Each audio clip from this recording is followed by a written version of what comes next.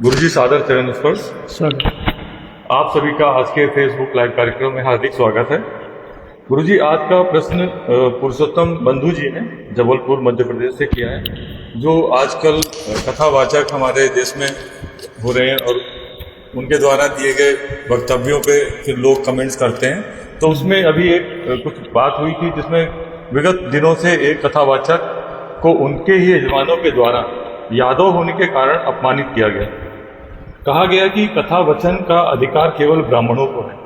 यह कथन गुरुजी कितना सत्य है, इसमें मार्गदर्शन करें। और भी गुरुजी, बीच में कई कथावाचकों के द्वारा बीच बीच में कुछ ऐसे वचन आ जाते हैं कृष्ण को लेके या किसी भी कम्युनिटी को लेके, और वो फिर बहुत एक माहौल बड़ा बिगड़ता सा है। तो इस पे आज गुरुजी स्वागत।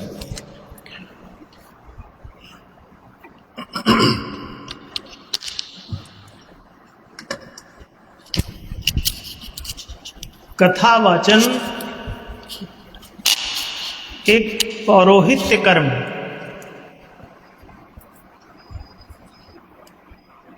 पौरोहित्य कर्म वानप्रस्थियों के लिए प्रशस्त है। सनातन धर्म की मौलिक व्यवस्था के अनुसार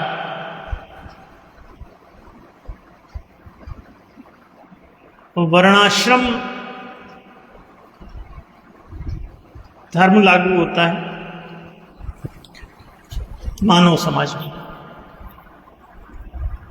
जिसमें 4 वर्ण और 4 आश्रमों की व्यवस्था है।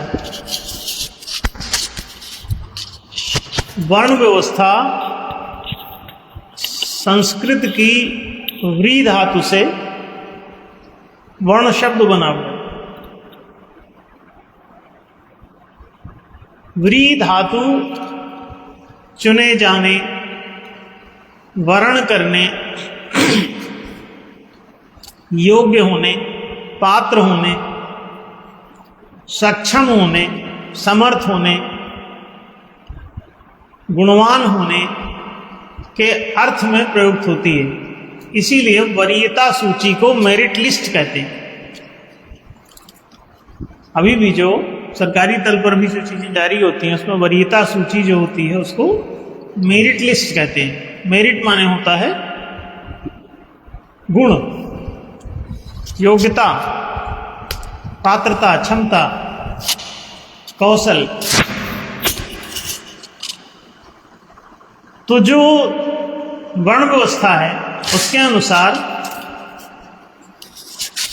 आपने भगवत गीता का वचन सुना होगा, चातुर्वर्ण्यम मया सृष्टम गुण कर्म विभागशः। कृष्ण का वचन है कि 4 वर्णों की व्यवस्था का सृजन गुणानुसार कर्मों के विभाजन पूर्वक होता है।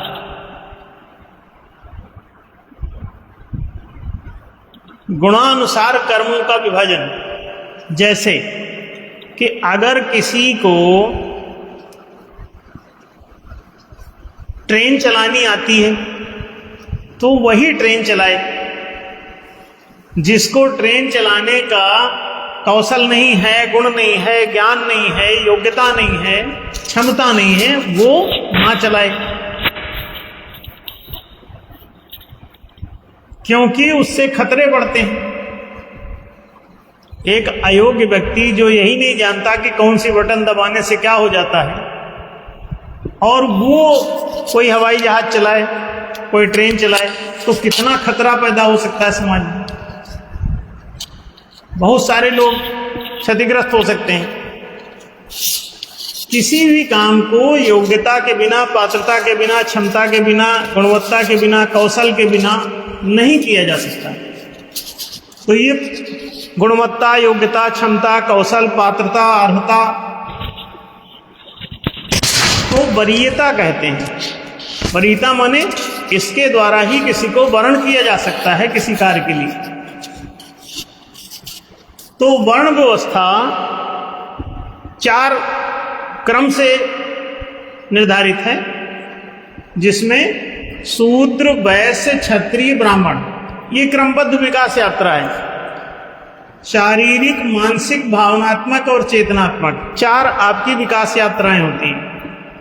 तन, मन, प्राण, आत्मा, क्रिया शक्ति, वाक शक्ति, व्रत शक्ति, विवेक शक्ति, यानी बल, वाणी, व्रत और विवेक, ये 4 प्रकार की क्षमताएं आपकी क्रमशः विकसित होती हैं।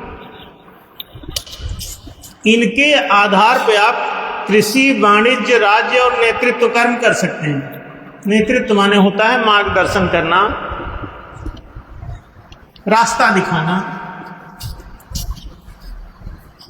धर्म देना, धर्म के नियम बनाना, विधान बनाना, नीति बनाना, जज बन के निर्णय देना,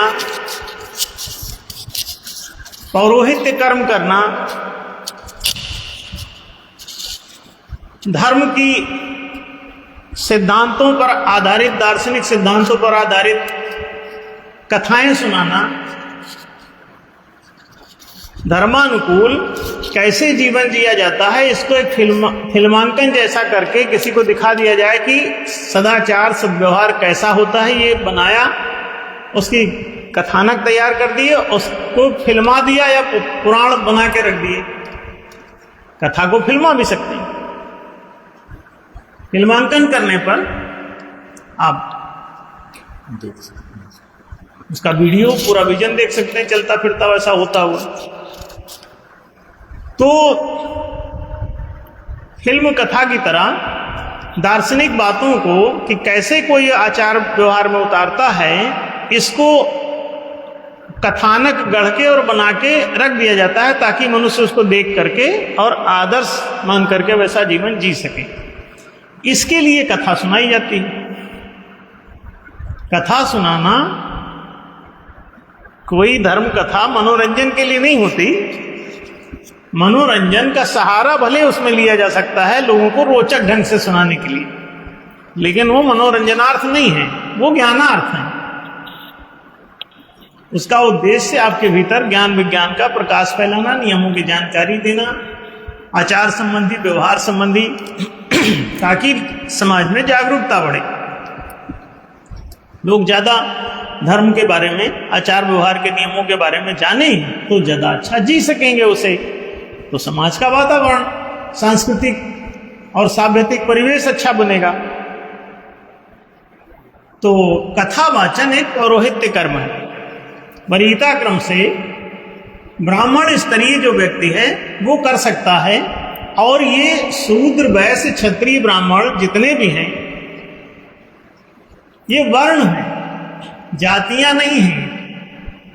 और ये यादव, जाटव, कुर्मी, पटेल जितने भी ऐसे कहलाते हैं, कोई अब ठाकुर, ब्राह्मण या दूसरे कोई उपाध्याय, मिश्रा और तिवारी और शुक्ला, ये सब ज्यादातर कर्मानुसारी उनके नाम हैं, कर्म की अपनी ब्रांडिंग किए रहते हैं ताकि लोग मोहल्ले वाले जाने कि ये काम इनसे कराना है, नाम से ही समझ जाए कि समाज में कोई काम आपको तभी मिलेगा जब आपको जैसे आप इंजीनियर हैं, आप अपने नाम में इंजीनियर लगाते हैं, डॉक्टर है अपने नाम में डॉक्टर लगा देते हैं। क्यों? डॉक्टर अशोक काबरा। अब किसी को कोई बीमार पड़े तो इस नाम के आदमी से वो संपर्क कर लेगा। ये समाज में फायदा होता है, इसका सुविधा होती है। तो ये सामाजिक व्यावसायिक कार्य के लिए है। जितना भी, जैसे कि कोई आदमी लोहे का काम कर रहा है तो बोले लौहकार या लोहार, सोने का काम कर रहा है तो स्वर्णकार या सुनार, इस तरह से हीरे का काम कर रहा है तो जौहरी। ये जितने भी नामकरण हैं जातियों के, ये कर्म आधारित हैं। उनका बच्चा वही काम करते करते, उनकी शादी हुई वही काम करते करते बच्चा हुआ, तो बच्चा भी उसी नाम को लगाने लगता है अपने में, कि आगे अगर काम पे वो बैठे तो उसको भी लोग जानते रहे, जल्दी काम मिलेगा। तो ये कर्म का प्रचार है उनके।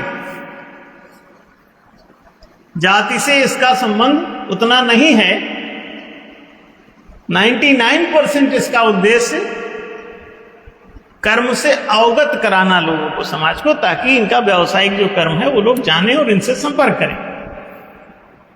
तो वो तो व्यावसायिक उद्देश्य है। अब लोग, जैसे किसी ने अपने नाम में ज्योतिषी लगा रखा, तो आदमी समझ गए, अपभ्रंश होके जोशी जोशी भी कह रहे हैं उसको। ज्योतिषी ज्योतिषी हो गया, ज्योतिषी से ज्योतिषी, ज्योतिषी से ता गायब हो गया, अनपढ़ों का जोशी बचा। तो अब जाने कितने ब्राह्मण जोशी जोशी जोशी जी फला मुरली मनोहर जोशी, देखो शिक्षा मंत्री बने थे, हाँ? तो कितने ही जोशी घूम रहे। अब ये अपने धंधे को लगा रखी थी कि वो ज्योतिषी हैं, ज्योतिष का काम करते हैं। अब वो धंधा बंद हो गया, तब भी वो चला जा रहा है साथ में। तो ये धंधे के कारण ऐसा हो जाता है। बाकी देखो, सब लोग सर्वम खलु इदम ब्रह्म, सभी लोग ब्रह्म की औलाद हो, परमात्मा की संतान हो। इसमें न कोई जाटव है, न कोई यादव, न कोई अग्निहोत्री। अब उनने वो जो कुटे, उसका रीजन तो दूसरा था, तो फर्जी आधार कार्ड बना के मुकुटमणि अग्निहोत्री बने, वहां पर कथा वाचन कर रहे थे। कुछ गलत भी। कथा वाचने के लिए अग्निहोत्री, अरे अग्निहोत्री तो वो है जो यज्ञ कराता है, अग्नि में जो होम कराता है उसे अग्निहोत्री कहते हैं। तो तुम अग्निहोत्री का काम भी नहीं कर रहे हो, तुम कथा वाच रहे हो और अग्निहोत्री लगाए बैठो। लोगों को शंका हुई कि अचानक ये अग्निहोत्री जी कथा वाचक क्यों हो गए। तो लोगों ने पता किया, तो पता चला उनने तो और कोई लफड़ा भी किया हुआ था। तो उस लफड़े की वजह से उन लोगों ने उनको वहां घेर लिया। तो वास्तविक कारण तो उनकी कुटाई पिटाई और बाल घोटाई का दूसरा था, क्योंकि वो दूसरे आपराधिक कृत्य किए हुए थे फर्जी, उसमें वो फंसे हुए थे। तो लोगों ने कूट दिया उनको। पुलिस काम नहीं करती तो जनता कूट देती है कभी कभी अपराधियों को। बाकी कथा वाचन का ज्यादा वो झगड़ा नहीं है, लेकिन फिर भी बात उठी है तो उस पर ये समझना जरूरी है कि कथा वाचने का अधिकार किसे है। तो ये बात उचित ही है कि ब्राह्मण स्तर का व्यक्ति ही कथा वाचन करे, क्योंकि वही उसके मर्म को समझेगा। वो दार्शनिक बातें हैं, दार्शनिक बातों को सामान्य आदमी नहीं समझता। ये बहुत गूढ़ ज्ञान है, गहरे ज्ञान है, गुप्त नहीं, गूढ़ माने गहन है। बहुत विश्लेषण करके इनको देखना समझना पड़ता है कि क्या सामान्य नहीं रहते। सामान्य ज्ञान बड़ी सामान्य बात है, लेकिन दार्शनिक ज्ञान गूढ़ होता है। तो ये समझना जरूरी है कि धर्मोपदेश की श्रेणी में आता है कथावाचन। धर्म क्या अधर्म क्या, इस बात की जानकारी सरल नहीं है। क्या बातें धर्म संगत हैं, क्या बातें धर्म संगत नहीं है, इसका निर्णय करना सामान्य बुद्धि से संभव नहीं होता। तो सामान्य जनों को इसलिए कहा गया कि तुम धर्मोपदेश ना करो, नहीं तो समाज में इससे गलत बातों का प्रचार हो जाएगा और लोगों में तमाम प्रकार की दूषित बातें बैठ जाएंगी। तो नुकसान किसको होगा? पूरे समाज को। तो इसीलिए कहा गया कि जो लोग ब्राह्मण स्तर के हों, जिनका अहम टूट जाए, ब्राह्म सक्रिय हो जाए, जिनका स्वार्थ टूट जाए और वो सर्वहितकारी हो जाए, अपने पास जो किसी भी प्रकार की धन संपदा का प्रलोभन नहीं रखते, ब्राह्मण अतिथिवत होता है। अतिथिवत का मतलब उसे किसी ने जो खिला दिया खा लिया, जो पिला दिया पी लिया। वो अपनी चॉइस से बहुत पैसा बटोरना और उससे तमाम सामग्रियां खरीदते फिरना, ये सब सामान्य जनों का काम हो सकता है। लेकिन ब्राह्मणोचित व्यक्ति वो सर्वहितकारी होता है, केवल सामान्य जीवन यापन के लिए अपना काम करता है, उपार्जन, और वो भी जो उसको इस धर्मोपदेश के द्वारा जो कुछ भी उसे उपहार आदि प्राप्त हो, उस पर वो गुजारा करता है। भिक्षु नहीं है वो, बौद्ध भिक्षु की तरह नहीं है, शैव मार्ग एक अलग है, लेकिन वर्णाश्रम व्यवस्था में सन्यासी भी भिक्षु नहीं होता। वानप्रस्थी पुरोहित होता है, वो भी भिक्षु नहीं होता। ब्राह्मण गृहस्थ में नेतृत्व करता है, राजनेता होता है, मंत्री बनता है, जज बनता है, लेकिन वो भी भिक्षु नहीं होता। भीख मांगने का जो अधिकार है वो केवल जो लोग चोरी, डकैती, बेईमानी, बदमाशी ऐसा करते थे उनके लिए चोरी धर्म है। और उस चोरी के इस विकट धर्म से बचने के लिए भिक्षु याचक के रूप में उनको प्रतिष्ठित करना वो उनके लिए बहुत ऊंचा धर्म है कि अब वो चोरी नहीं करेंगे, अब बल्कि मांग के ले लेंगे। तो ये तो बड़ी कृपा कर रहे हैं, ये ऊंची अवस्था नहीं है। तो चोरों के लिए यह प्रशस्त है कि तुम भीख मांग लो, अच्छा समाज में चोरी तो मत करो, बहुत घटिया काम। ब्राह्मणों के लिए उपहार प्रशस्त है। उपहार, उपहार माने गिफ्ट, भेंट। लोग उनको उपहार देते हैं, दक्षिणा देते हैं, उपहार दे जाते हैं, प्रणाम करते हैं, उनको चाय बना के देते हैं, तो चाय वो गिफ्ट में पीते हैं, भिक्षा नहीं देते, उपहार देते हैं। उपहार किसको देते हो? जो तुम्हारे बहुत काम का आदमी होता है। उपहार किसे देते हो? 4 गाजर तुम उठा के ले जाके उनको दे आए, काहे के लिए? हम आपके लिए उपहार लाए।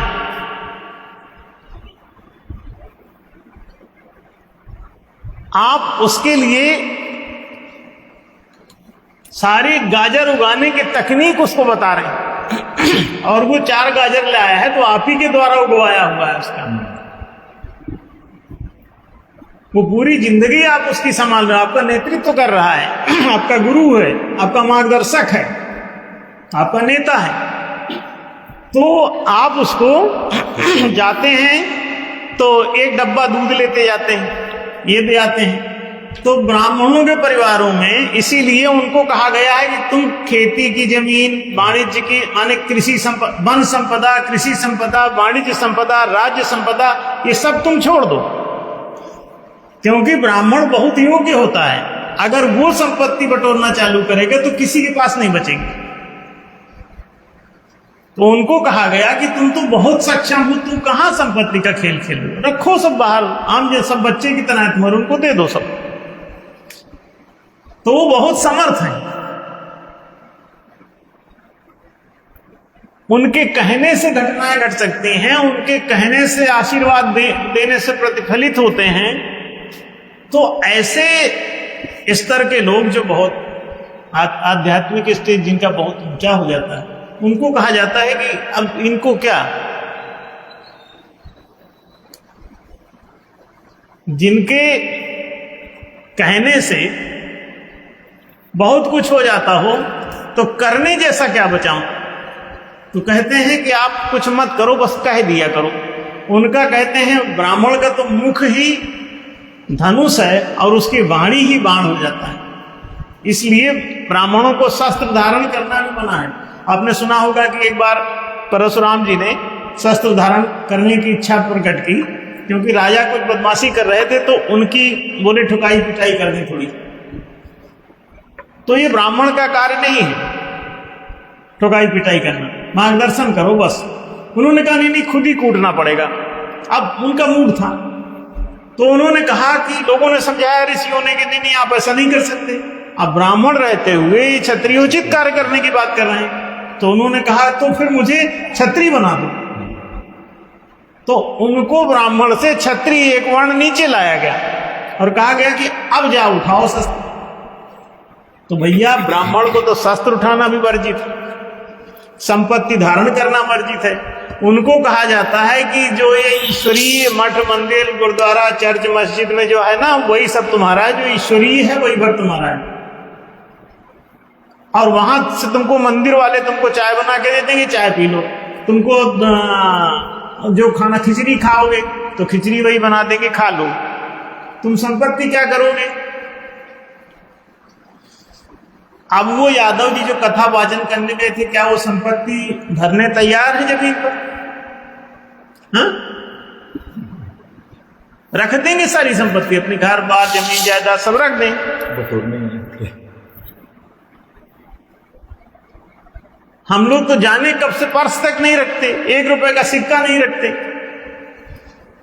न 1 इंच जमीन अपने पास रखते हैं, न 1 रुपए का सिक्का रखते हैं, खाली रहते हैं हम लोग। जो कुछ हम लोगों के पास था वो सब समाज को ही आप चढ़ा दो। अपनी प्रतिभा, अपना कौशल, अपनी गरिमा, अपना गौरव, अपना धन, अपनी आय, अपनी संपत्ति सब समाज को चढ़ा दो।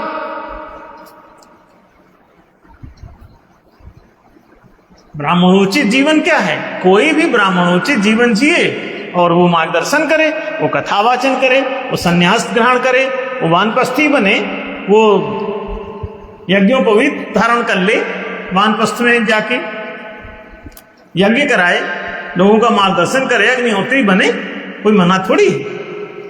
लेकिन ये सोचो तो उस लेवल का क्या तुम्हारे पास विवेक है? क्या ब्रह्म विवेक जाग गया है तुम्हारा? क्या सत्य का ज्ञान तुम्हारा क्लियर है? क्या तुम्हारा सद्विवेक काम करता है? क्या तुम अपनी वृत्तियों, इच्छाओं, आदतों, गुणों से ऊपर हो? नहीं हो तो तुम्हें तो वृत्तियां नचा रही, गिल्ली डंडा खेल रहे हो। तो जब वृत्तियां तुमको नचा रही हैं, तुम नाच रहे हो, तो फिर किस तरह से तुम ब्राह्मण सिद्ध होगे? ब्राह्मण सर्वव्यापी आत्मा है। सर्वम खलु इदं ब्रह्म आत्मवत सर्वभूतेषु यह पश्यति स पंडिता। जो अपने को ही सभी प्राणियों में समान रूप से उपस्थित देखता है, तो उसे ब्राह्मण कहते हैं, उसे पंडित कहते हैं, उसे विद्वान कहते हैं। आत्मवत सर्वभूतेषु यह पश्यति स पंडिता। तो ये तो परिभाषा है कि पंडित कौन है, विद्वान कौन है, ज्ञानी कौन है, ब्राह्मण कौन है। तो देखो, और अगर तुम ऐसे सत्यस्थ हो गए हो, ज्ञानस्थ हो गए हो, अद्वैत दशा को प्राप्त हो गए हो, अब तुम्हें अद्वितीय हो, दूसरा कोई बचा नहीं तुम्हारी दृष्टि में, तो अब कथा वाचन करो, किसी के विरुद्ध न जाएगी कोई बात। अब उपनिषद पर बोलो, पुराण पर बोलो, खूब बोलो, कोई मना कर रहा है। और हर जाति का आदमी भारत में हर पद पर रहा है। क्या यदुवंशी राजा नहीं थे? यादव तो अहीर थे, पशुपालक थे, पशुपालक शूद्र होते हैं, लेकिन यदुवंशी राजा भी रहे। तो इससे क्या सिद्ध हुआ कि वर्णक्रम अगर क्षत्रिय स्तर का हो गया होगा तो जाति चाहे जो हो, परिता क्रम में वो उस पद पे चला जाएगा। और फिर अब जब ये वर्णक्रम ऊंचा हो जाएगा, तो जब इसकी संतान पैदा होगी ना, तो वो भी अगर ये क्षत्रिय हो चुका है तो इससे जो जन्मेगी वो क्षत्रिय जाति की होगी। क्यों? अब जो जिससे जन्म था क्षत्रिय से जन्मा, तो क्षत्रिय जाति का हो जाएगा अगला। तो इस पूरे वर्ण व्यवस्था को समझना होगा आपको। जाति व्यवस्था नहीं है वर्ण व्यवस्था, ये अलग ही चीज है। जाति व्यवस्था तो तुम्हारे समाज में फैली हुई है, और वर्ण व्यवस्था धर्म है। जाति व्यवस्था सामान्य आप संस्कृति में चलाए हुए वो अपने, उसका कोई धर्म से लेना देना नहीं है। आप मान रहे हैं, आपकी जाति वर्ण जो है बदल भी देता है। अब वर्ण क्रम ऊंचा बना लीजिए, आपकी अगली संतान की जाति बदल जाएगी, क्योंकि जन्मेगा आप क्षत्रिय से, जन्मेगा ब्राह्मण से, तो ब्राह्मण जाति का हो जाएगा। पीछे भले वो शूद्र वैश्य क्षत्रिय रहा हो। तो ये समझना जरूरी है कि यदि कोई पात्र हो जाए तो कथा वाचन कर सकता है, चाहे वो जाटा हो, चाहे दलित हो, चाहे वो डाकू हो, चाहे लफंगा हो। अरे देखो, महर्षि वाल्मीकि डाकू ही तो थे, उनका नाम था रत्नाकर डाकू। तो रत्नाकर डाकू से महर्षि वाल्मीकि बने थे, आपको दिख नहीं रहा है? दूसरी बात, वेद व्यास जी इतने काले कलूटे थे और पुराणों के रचनाकार हैं, जाने कितने धर्म ग्रंथों के लेखक हैं वो। तो वेद व्यास जी, और देखिए वर्णक्रम कह रहा है कि ये ब्राह्मण हो गए, ऋषि बना दिए गए, और धर्म ग्रंथ उनके द्वारा लिखे गए सब सर्वस्वीकार हैं, सबके द्वारा प्रणम्य हैं। तो आप इसको देख ही रहे हैं पुराने उदाहरणों में। विश्वामित्र क्षत्रिय से ब्राह्मण बने थे, वो राजा थे क्षत्रिय, बाद में वो वशिष्ठ जी का अनुसरण करके ब्राह्मण तो प्राप्त किया, अब ब्रह्मर्षि कहलाए। तो इसमें कोई झंझट की बात ही नहीं। सनातन धर्म बहुत लिबरल है, किसी को भी रास्ता देता है आगे बढ़ने का, और आप वर्णोत्थान कीजिए, वरीयता क्रम में आगे बढ़िए। जो देखो, जो दुष्ट है उसे निषाद कहते हैं, ये व्यवस्था निषिद्ध है। वो निषिद्ध माने जिसका समाज में प्रवेश निषेध हो, तो जो समाज से बाहर रखा जाता है उसी को कई लोग दलित भी कहते हैं, कुछ लोग उसको अंत्यज कहते हैं, कुछ लोग उसको वनवासी कहते हैं, कुछ लोग उसको मतलब जो समाज की मुख्य धारा में नहीं है, समाज से बाहर रहता है। कुछ लोग उसको अस्पृश्य भी कहते हैं, अछूत भी कहते हैं। ये सभी बातें तमाम भंगी भी कहते हैं, क्योंकि समाज से भंग कर दिया जाता है। तो ये सारे नाम उन क्रियात्मक कारणों से हैं। वैसे दलन करके बाहर कर दिया, जैसे दो दाल ऐसी फाड़ दी, समाज से उस तरफ उसको बाहर कर दिया, तो इसीलिए उसको दलित कहा गया। भंग कर देने से भंगी कहा गया, त्याग देने से अंत्यज कहा गया। तो ये सभी चीजें जो लागू होती हैं वो इस वजह से लागू होती हैं क्योंकि समाज में दंड देने की व्यवस्था नहीं थी। तो जो लोग दोषी सिद्ध होते थे, अपराध करते थे, उनको समाज से ड्रॉप कर दिया जाता था, मारा पीटा नहीं जाता था, जेल में डालने की जरूरत नहीं होती। सीधा सिद्धांत ये है कि जो सामान्य आदमी है, माने चोरी डकैती नहीं करता, अपराध नहीं करता, मारपीट नहीं करता, वो मुख्य धारा में रहता है समाज में। उसमें जो शारीरिक दशा में है वो कृषि कर्म करता है, जो मानसिक दशा में है वो वाणिज्य कर्म करता है, जो भावनात्मक दशा में है वो राज्य कर्म करता है, जो चेतनात्मक दशा में है वो नेतृत्व कर्म करता है। ये शूद्र, वैश्य, क्षत्रिय, ब्राह्मण। अब ये वर्ण क्रम को आप समझ करके अपनी क्षमता का विकास करिए, शारीरिक, मानसिक, भावनात्मक, चेतनात्मक। किसी को PQ, IQ, EQ, SQ कहते हैं अंग्रेजी, physical quotient, intellectual quotient, emotional quotient और स्पिरिचुअल कोशंट। ये 4 कोशंट, शूद्र, वैश्य, क्षत्रिय, ब्राह्मण, उसी को 4 वर्ण कहते हैं। ये बल, वाणी, व्रत और विवेक के 4 ये उनकी शक्तियां हैं, सामर्थ्य हैं, जिस पर आधारित वो अपना कर्म कर पाते हैं।